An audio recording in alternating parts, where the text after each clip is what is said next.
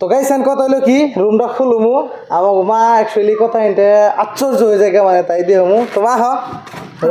যাই দেখি বিসমিল্লাহির রহমানির রহিম বাহ এত সুন্দর বানাইছো আগে দেখলাম টিনের ঘরে থাকছো এখান দিয়ে এত সুন্দরই না গাইছো বাহ আবার দিয়ে এসিও না গাইছো হ্যাঁ বরিয়া আল্লাহ তোমার মেলা করবার দিছে গো এই তো তোমাকে দোয়া আয়া খুব ভাল লাগছে গো বা কি সুন্দর হয়েছে গো আমি ভাবি নাই তুমি এত করে আসো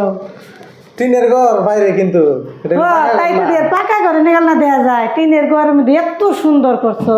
আমি তো ভাবছিলাম যে এমনি করছে তাই তুই তো কয় বউ মানের একটা সারপ্রাইজ তাই তুই তো গো